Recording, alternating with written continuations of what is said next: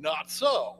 The events here make it very clear that no, the Ark of the Covenant was never intended as a weapon. It was never intended as some sort of magic power. It was intended to be a symbol of the presence of God.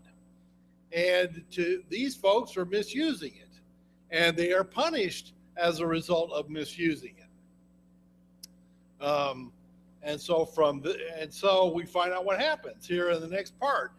Starting in chapter 4 and beginning in verse 5, it happened that the Ark of the Covenant of the Lord came into the camp, that all Israel shouted with a great shout, that the earth resounded. And then when the Philistines heard the noise of the shout, they said, "What does this noise mean? Noise of this great shout in the camp of the Hebrews mean?" Then they understood that the ark of the Lord had come into the camp. And the Philistines were afraid and said, "God has come into the camp." And they said, "Woe to us, for nothing like this has happened before. Woe to us, who shall deliver us from the hand of these mighty gods? These are the gods who smote the Egyptians with all kinds of plagues in the wilderness.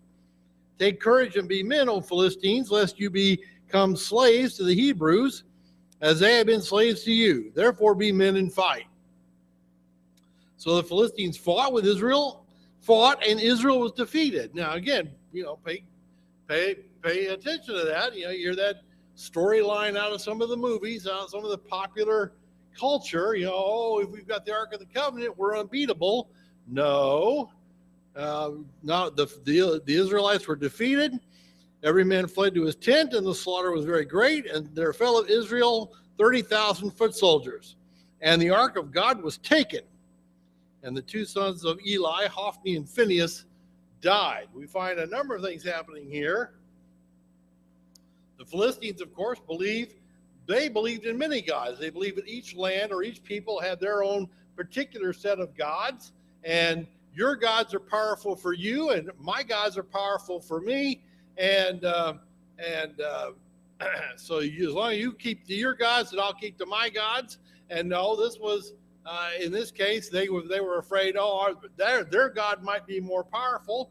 In this case, it was not.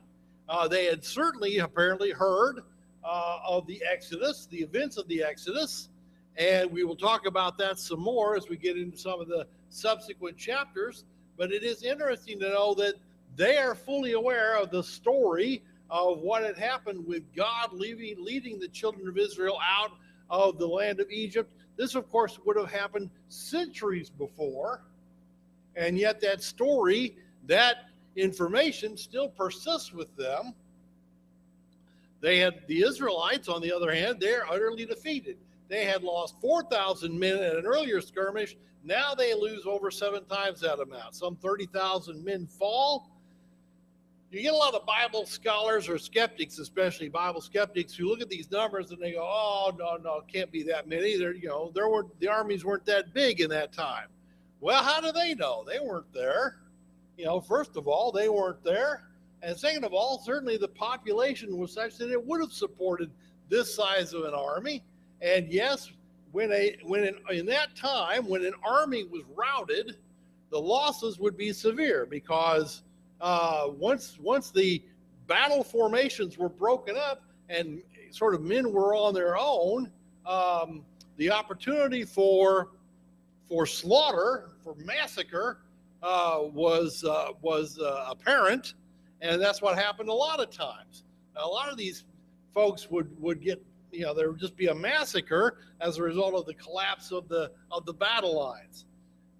We also see here's God's prophecy. God had prophesied against Eli. He said, "Both of your sons are going to fall on the same day," and we see that begins to happen. But not only does Eli lose both of his sons on the same day, but it's even more catastrophic than he can imagine, because now the Ark of the Covenant is captured. And this was the very symbol of the nation. It was the very symbol of their covenant relationship with God. And to have lost that, it would be equivalent to a foreign army coming into the United States and capturing the Constitution, taking the Constitution out of the the document records and carrying it off. It would have been that equivalent as far as a catastrophe for these people to have lost this ark. Here we see kind of a map. It's kind of hard. It might be a little hard to read, but you can see what kind of happens here. Up here, the ark is carried from Shiloh. Here's the location of Shiloh here, and it's carried from there to Ebenezer and Aphek. There's a valley there, and this is where the battle takes place. Okay, so this is a distance. This is a distance of roughly 18 miles, I believe, is what I recall reading in the commentary. So they've carried this ark from Shiloh to Ebenezer. It's going to be this secret weapon. They have the battle. The Philistines now capture the ark. They take it from there down to one of their capitals. I don't know if it's the capital city. It's a capital city. They had 5 major cities, one of which was Ashdod. This would have been the closest one to the battle. So they carry the ark down to Ashdod. From Ashdod, ultimately, the ark will go to Gath. From Gath, it'll go to Ekron, and ultimately, it'll be returned back to the Israelites. We're going to see that in these next chapters. But this is what happens. They capture it off as a spoil of war.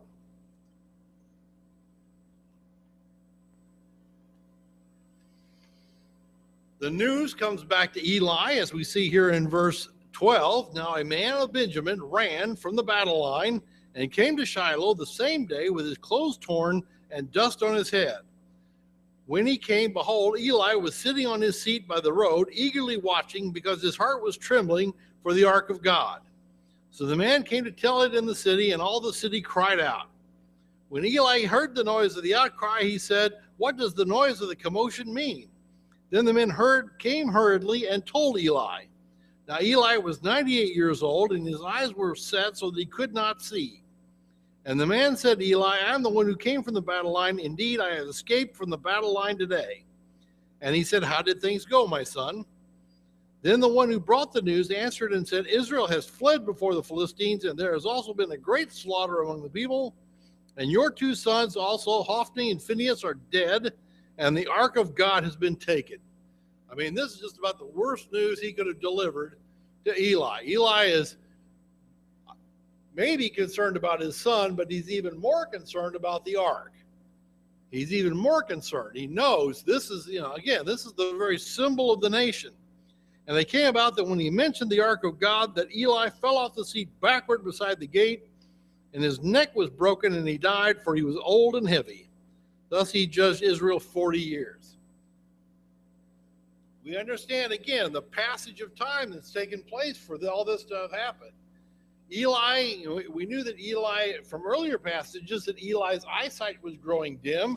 We had read that back in chapter 3 and verse 2. It says it happened at that time as Eli was lying down in his place. Now his eyesight had begun to grow dim, and he could not see well. That's back in chapter 3 and verse 2. By the time we get here to chapter 4, he's totally blind. He can't see. His eyes are such that he's gone totally blind. So again, a passage of time that has taken place here from the prophecy against his sons to the fulfillment of that prophecy. They've had time to repent. They won't repent. They never did repent. And now the judgment of God has come upon them. He said, it is also likely at this time that Shiloh is destroyed at this point. Now, it's interesting. We do not find in this text at this place, we find nothing of the description or the discussion about the destruction of Shiloh. Shiloh, of course, would have been a major center for these folks. It was the location of the tabernacle, you recall. And obviously the ark is kept there. There would have been nothing to prevent the Philistines from going on in and taking out Shiloh, and apparently they did. We go then from there into the chapter 5, and this is an interesting chapter. This is an interesting chapter for a number of reasons, but one of the more key reasons is that it shifts the focus of the storyline. It shifts away from Israel. Now, if you were a writer, if you were a writer and you were writing about the events that occurred to the nation of Israel, or say you're writing about the events that occurred to the nation of the United States, wouldn't you keep the storyline on what the events that happened to the United States? If the United States had been defeated in some major battle, wouldn't you describe the aftermath of that battle? Wouldn't you describe the shock and dismay of the people? Wouldn't you have described what happened? And the answer is yes, you probably would have. But it is noteworthy in this text that here in chapter 5, where the focus shifts from the storyline of this defeated army of the Israelites to the storyline effectively of the conquerors and of their capture of this prize and of what happened to them subsequently. And several of the commentators suggest that this really speaks of the inspiration of God, in that he wants the storyline to emphasize what he wants, rather than what would perhaps be offered from a more human, from essentially a purely uninspired viewpoint. So we begin in chapter 5. It says, now the Philistines, I skipped over the last part of this. In verses 19, we see some of the after effects of this. I missed over this entirely. I didn't mean to do that. Verse 19, now his daughter-in-law, Phinehas' wife, was pregnant and about to give birth, and when she heard the news that the ark of God had been taken and that her father-in-law and her husband had died, she kneeled down and gave birth, for her pains came upon her. And about the time of her death, the women who stood by her, said to her, do not be afraid, for you have given birth to a son. But she did not answer or pay attention. And she called the boy Ichabod, saying, the glory has departed from Israel, because the ark of God is taken, and because of her father-in-law and her husband. And she said, the glory has departed from Israel, for the ark of God was taken. And so here we begin again. Here we begin to see the fulfillment of the prophecy, or the beginning of the fulfillment of prophecy against Eli's house. Here is his father, or Eli has died, his son has died. Now here is his daughter-in-law who's giving birth. She dies apparently in childbirth here, and gives birth to this son Ichabod, about whom nothing more is said. And again, she even names this Ichabod, of course, means no glory. That's what the poor kid's name is, no glory. And it is a fulfillment of that prophecy against the house of Eli, as we begin to see his house, his family crumbling apart, and the events that lead to that. All right, so now then we go into chapter 5 and verse 1. It says, now the Philistines took the ark of God and brought it from Ebenezer to Ashdod. Then the Philistines took the ark of God and brought it into the house of Dagon and set it by Dagon. When the Ashdodites rose early in the morning, behold, Dagon had fallen on his face to the ground before the ark of the Lord. So they took Dagon and set him in his place again. And when they arose early the next morning, behold, Dagon had fallen on his face to the ground before the ark of the Lord, and the head of Dagon and both of the palms of his hands were cut off on the threshold. Only the trunk of Dagon was left to him. Therefore, neither the priests of Dagon nor all who entered Dagon's house tread on the threshold of Dagon in Ashdod to this day. Again, we're focusing in on the defeat of the Israel. We're focusing in on what happens now with the conquering army, the Philistines. The Philistines take their prize and they take it back to their capital city. A lot of the commentators, a lot of folks, a lot of the Bible scholars looking at this suggest that this is the event that led to the destruction of Shiloh. We find that, it's interesting that Samuel, it's almost as if Samuel can't even bring himself to write about it. But we find other writers who do write about it over in Psalm 78.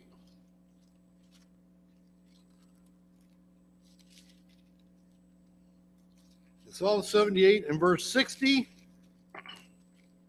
says there, so he abandoned the dwelling place at Shiloh, the tent which he had pitched among men. He gave up his strength to captivity and his glory into the hand of the adversary. He also delivered his people to the sword, and he was filled with wrath at his inheritance. Fire devoured his young men, and his virgins had no wedding songs. His priests fell by the sword, and his widows could not weep. We find this also mentioned in Jeremiah. This is again centuries later, centuries after the fact, but Jeremiah writes about it. If you remember too what was happening in Jeremiah when we did our study of Jeremiah many years ago now. But if you remember what was going on with Jeremiah was pointing out that a lot of people were putting a great deal of reliance on the fact that the temple of God resided there in Jerusalem. And therefore they were under the belief that Jerusalem could never fall. Jerusalem would never fall because the temple of God's here. God will protect Jerusalem because the temple's here. And Jeremiah reminds them and says, the Ark of the Covenant and the tabernacle used to be at Shiloh, and that all got wiped away. And if you think that God is going to protect Jerusalem, in spite of all of your misbehavior, in spite of all your blasphemies, in spite of all your idolatries, in spite of all your sin, if you think that God is going to protect Jerusalem, you remember what happened to Shiloh. You just remember what happened to Shiloh, is what Jeremiah says. And he says that here in chapter 7 and verse 12. He says, now, but go now to my place. I'm going to back up. Verse 7, he says, do not trust in deceptive words, saying, this is the temple of the Lord, the temple of the Lord, the temple of the Lord. He repeats it 3 times in a mocking sort of way to remind them of how they themselves are trying to rely on the fact that, oh, we have the temple of the Lord, we're safe. And again, back down to verse 12, go now to my place, which was in Shiloh, where I made my name dwell in the first, and see what I did to it because of the wickedness of my people Israel. Now behold, and now because you have done all these things, declares the Lord, and I spoke to you, rising up early and speaking, but you did not hear, and I called you, but you did not answer. Therefore I will go to the house which is called by my name, in which you trust, and to the place which I gave you and your fathers, as I did in Shiloh, and I will cast you out of my sight, as I have cast out all your brothers, all the offspring of Ephraim. We see the same kind of thing over in Jeremiah 26. In verse 9, it says, why have you prophesied in the name of the Lord, saying, this house will be like Shiloh, and this city will be desolate without habitation? And all the people gathered about Jeremiah in the house of the Lord. They were challenging him. Why are you prophesying like this? Well, Jeremiah was prophesying like this because he'd been told to by God. But here you see the example. Shiloh is destroyed. You can imagine they had set up the tabernacle there. The priests would have been there. All the worship was taking place at Shiloh, and it's wiped out. It's just literally wiped away. And Shiloh will remain a ruin apparently for some time after this, and no one will live there for a period of time. It is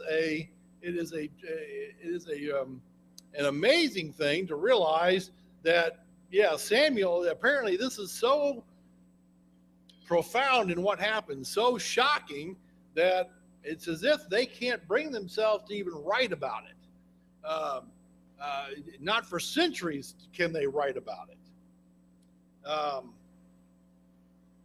or at least decades. It takes decades before they'll write about it.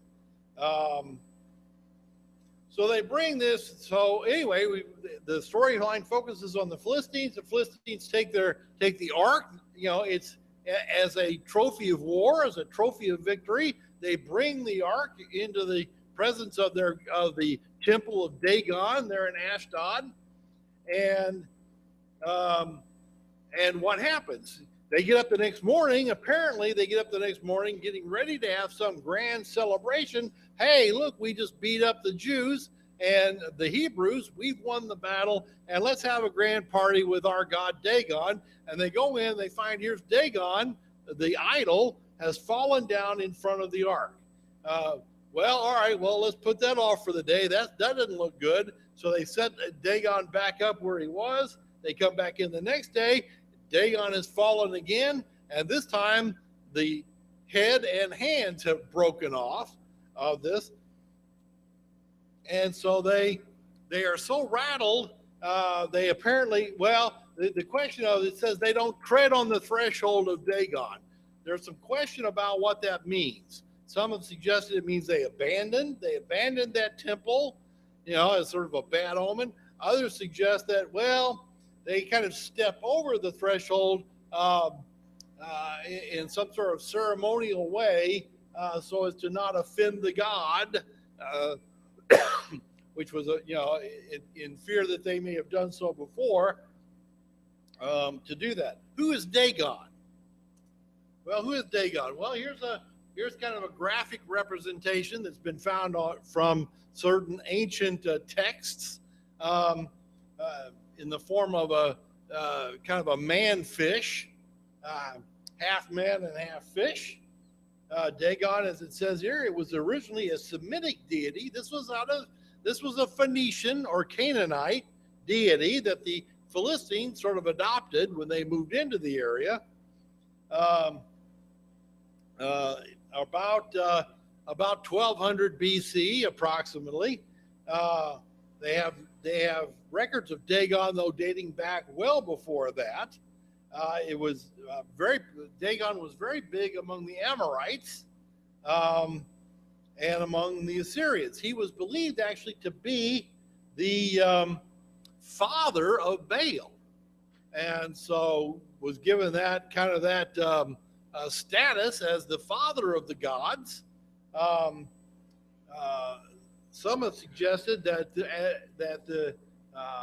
the original Dagon would have been a god of fertility, in the form of grain and crops and especially wheat, because the name Dagon, very similar, it says here, to the word Dagon, which is the Hebrew word for a grain. It says, however, some descriptions seem to make Dagon a storm god, possibly in connection with the need of rain for the wheat and grain harvest. However, Dagon in iconography, Dagon is often presented as fish god. This depiction has survived for centuries and is quite controversial. The reason it has survived is the similarity of the name to the Hebrew name Dag, meaning fish, and this connection was first popularized by this rabbi in about a millennia ago, an author of an extensive commentary on the Tanakh. He imagined, based on the connection of the Hebrew Dag, that Dagon was in the shape of a fish. But I believe that this icon here on the left actually predates that text, and so it does kind of support the idea of Dagon as this fish god. So you can imagine, or a half man, half fish, and so you can imagine they've got this idol set up in this temple, and they walk in there, and here's the idol fallen in front of the Ark of the Covenant with the head broken off, the hands broken off, and just the torso is still intact. And you can imagine how that would have rattled them as far as their belief on the deity of this god. Yeah. Yeah.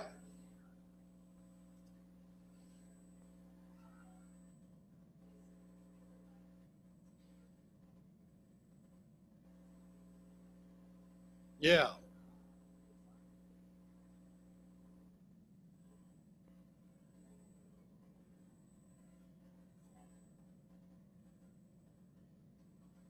Okay.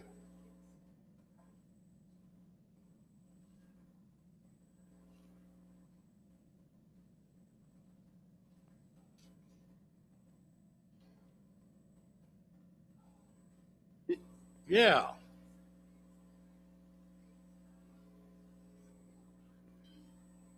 Mm-hmm. Yeah. Yeah, it's an interesting point. I hadn't seen that. I hadn't seen that scripture, but that's very good. Yeah, Zephaniah 1 and verse 9. I will punish on that day all who leap on the temple threshold and who fill the house of their Lord with violence and deceit. And that idea of leaping on the temple threshold maybe, as Rita suggests, some kind of a disrespect. Yeah, maybe some kind of a disrespect, maybe some kind of a an insult to the gods in some way. But we can see that what happened here was that there is some suggestion that they either abandoned this temple or they had they had to or they invented some ceremony about how they entered the building so as to sort of not anger the god, if you will. Yeah, it was a temple of Dagon that Samson had destroyed. So so far the temple of Dagon's having a pretty rough road with the God of Israel. We see what happens next then here in verse 6. It says, "Now the hand of the Lord was heavy on the Ashdodites, and he ravaged them and smote them with tumors, both Ashdod and its territories. When the men of Ashdod saw that it was so, they said, 'The ark of the God of Israel must not remain with us, for his hand is severe on us and on Dagon our God.' So they sent and gathered all the lords of the Philistines to them and said, 'What shall we do with the ark of the God of Israel?' And they said, 'Let the ark of the God of Israel be brought around to Gath.' So they brought the ark of the Lord, brought the ark of the God of Israel around. And they came about that as they brought it around, the hand of the Lord was against the city with very great confusion, and he smote them into the city, both young and old, so that tumors broke out on them. So they sent the ark of God to Ekron, and it happened that the ark of God came to Ekron, that the Ekronites cried out, saying, 'They have brought the ark of God of Israel around to us to kill us and our people.' Then they sent therefore and gathered all the lords of the Philistines and said, 'Send away the ark of the God of Israel, and let it return to its own place, that it may not kill us and our people.' For there was a deadly confusion throughout the city, and the hand of God was very heavy there. And the men who did not die were smitten with tumors, and the cry of the city went up to heaven." Most of the commentators, virtually all the commentators, agree that what happened was bubonic plague. This was an outbreak of bubonic plague, that these tumors that are mentioned here would have been the swelling. This would have been the swelling of the lymph glands that take place as part of this, the progression of this disease. It starts out with sort of flu-like symptoms, kind of flu and headache. As it progresses, the lymph glands swell up enormously, and so you get these poppings out on your neck and under your armpits and around your groin area. You get these swellings, tumors, as it says here. You also get, then as the disease progresses even further, the victims of the disease will be in vomiting blood. There's necrosis of the extremities, particularly the fingers, toes, lips, and nose. You're actually, as you're dying of this disease, you're smelling your own body starting to decay because gangrene sets in from the attack of this disease. And so you can imagine this was a horrific disease that came among this people. They're terrified. They've seen what the ark has done to Dagon, and now all of a sudden they've got this outbreak. The fact that they've got mice, the Israelites didn't distinguish between rats and mice. They didn't distinguish between rats and mice. And so when it says mice here, the mice will actually carry the disease as well, but it could have been rats. We know that rats carry the flea that transmits bubonic plague. And so apparently there's this outbreak of rats or mice. The mice would have would have likely also attacked the crops in the fields, because you see in verse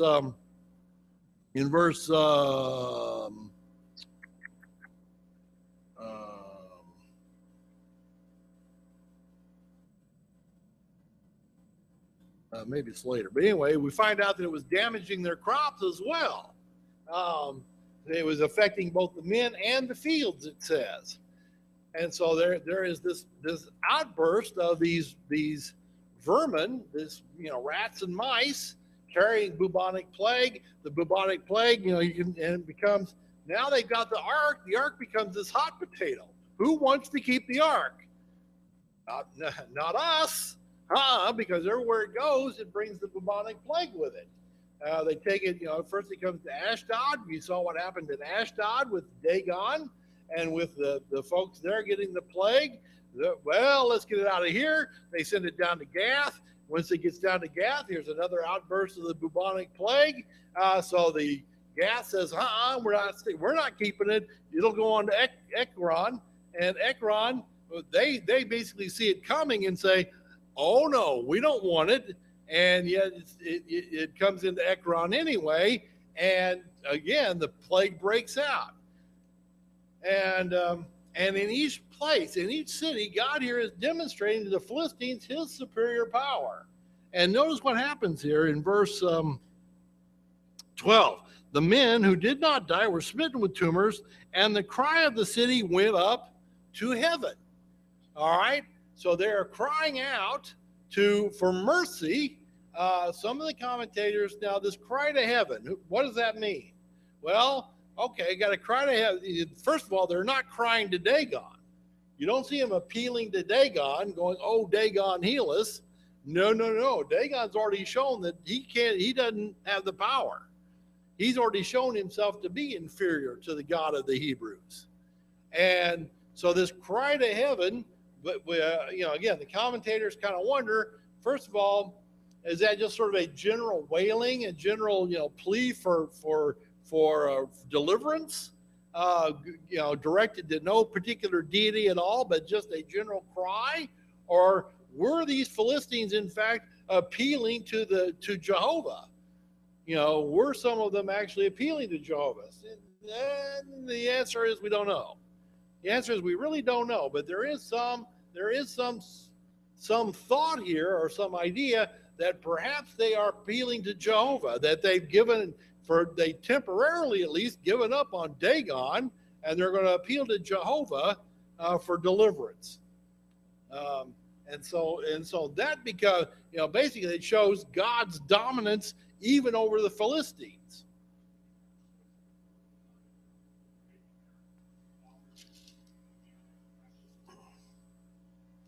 Yeah. Pardon?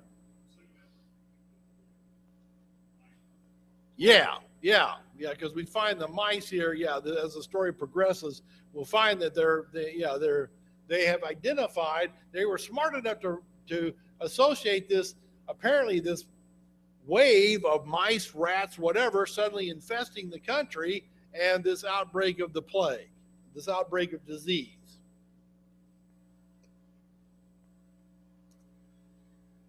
And so as Gary says, we move on into chapter 6 and verse 1. It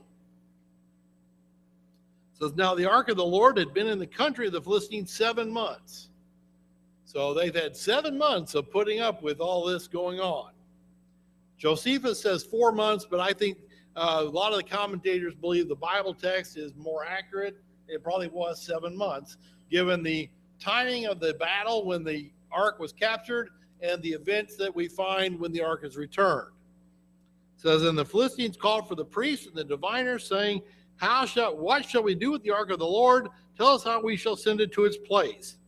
And they said, if you send away the ark of the God of Israel, do not send it empty, but you shall surely return it to him, a guilt offering. Then you shall be healed, and it shall be known why his hand is not removed from you. And they said, what shall be the guilt offering which we shall return to him? And they said, 5 golden tumors and 5 golden mice, according to the number of the lords of the Philistines. For one plague was on you all, was on all of you and on your lords. So you shall make the likeness of your tumors and likeness of your mice that ravage the land, and you shall give glory to the God of Israel, saying, glory to the God of Israel, perhaps he will ease his hand from you, your gods, and your land. Why then do you harden your hearts as the Egyptians and Pharaoh hardened their hearts when he had severely dealt with them, and they did not allow the people to go, and they departed? Now therefore take and prepare a new cart and 2 milch cows on which there has never been a yoke, and hitch the cows to the cart, and take their calves home away from them, and take the ark of the Lord and place it on the cart, and put the articles of gold which you return to him as a guilt offering in the box by its side, then send it away that it may go. And watch, and if it goes by the way of its own territory to Beth Shemesh, then he has done us this great evil. But if not, then we will know that it was not his hand that struck us. It happened to us by chance. This is their understanding of the situation. After 7 months of this plague, they've got to get this. Realize they've got to get this ark out of the land. They've got 5 lords. These 5 lords are in charge of these 5 major cities of the Philistines: Ashdod, Askelon, Ekron, Gath, and Gaza. And the plague has been to 4 of the 5 cities so far. And they realize we got to get this thing out of here.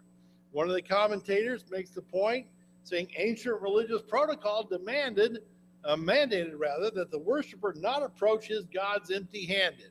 And we see that in Exodus 23 and Deuteronomy 16. So they understand we can't send this back to the God of Israel without some kind of a gift. It's interesting. I would like to point this out, make it interesting to note a couple of things. First of all, these Philistines are familiar with the concept of a guilt offering. Now, they perhaps don't understand the guilt offering as it was offered under the law of Moses, but they're familiar with the idea. The other thing they're familiar with, if we look here in verse 6, why then do you harden your hearts as the Egyptians and Pharaoh hardened their hearts? They know about that story. They know about the Exodus story and about how God had been with the Hebrews and had led them out of the land of Egypt, how he had brought plagues upon them, how Pharaoh had hardened his heart to not let them go until all those plagues were accomplished, and then he let them out. How did the Philistines find out about that? And may I suggest to you, they found out about that by talking to their neighbors, the Hebrews. There would have been that exchange. And so what I wanted to try and point out is that, sometimes we lose sight of the fact that this exchange of religious ideas wasn't one way. We see a lot of times, of course, when the Hebrews were swayed to take on various religious idolatries, the Baals, the Ashtaroth, some of the other things that they, tried to incorporate into their worship or practice in their worship. We see all that influence. We know about that influence that the Canaanite religions had on the Hebrews. We sometimes lose sight of the fact that every once in a while, the Hebrews were influencing the other nations around them, that there were other nations around them. They were talking about the things that Jehovah had done. And these Philistines knew about at least some of these things that Jehovah had done, and were afraid about it. They were concerned about it. And so we find out that, sometimes you think, we're preaching the gospel and we're trying to be a good influence and talking to people and so forth. And you think, boy, we're up against an ungodly world. We're up against a whole groups of people that don't like us, that would like to see us gone, that would like to basically wipe us out. And yet, just like the Hebrews, we can have an influence. We can at least be telling them what we know about God and about God's plan for man.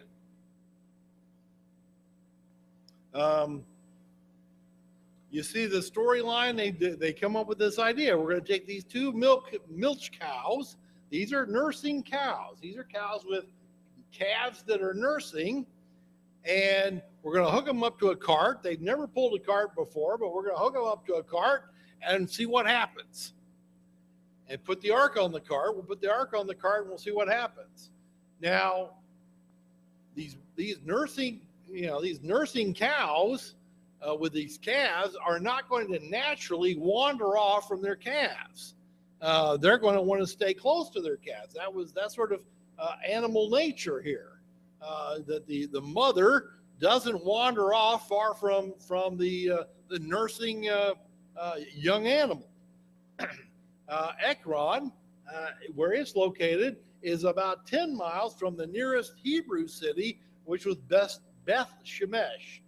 And so these cows are not going to go wandering 10 miles away from their calves under normal circumstances. They're simply just not going to be leaving their calves behind. But as we see what happens starting in verse 10, it says, then the men did so and took 2 milch cows and hitched them to the cart and shut up the calves at home. And they put the ark of the Lord on the cart and the box with the golden mice in the likeness of their tumors. And the cows took the straight way in the direction of Beth Shemesh. Notice that, took the straight way. This wasn't a wandering around. This wasn't some kind of a random walk. No, they took the straight way in the direction of Beth Shemesh and went along the highway, lowing as they went, and did not turn aside to the right or to the left. And the lords of the Philistines followed them to the border of Beth Shemesh. Now the people of Beth Shemesh were reaping their wheat, the harvest in the valley, and they raised their eyes and saw the ark and were glad to see it. And the cart came to the field of Joshua, the Beth Shemite, and stood there where there was a large stone, and they split the wood of the ark, or wood of the cart, and offered the cows as a burnt offering to the Lord. And the Levites took down the ark of the Lord and the box that was in it, in which all the articles of gold, and they put them on the large stone. And the men of Beth Shemesh offered burnt offerings and sacrificed sacrifices that day to the Lord.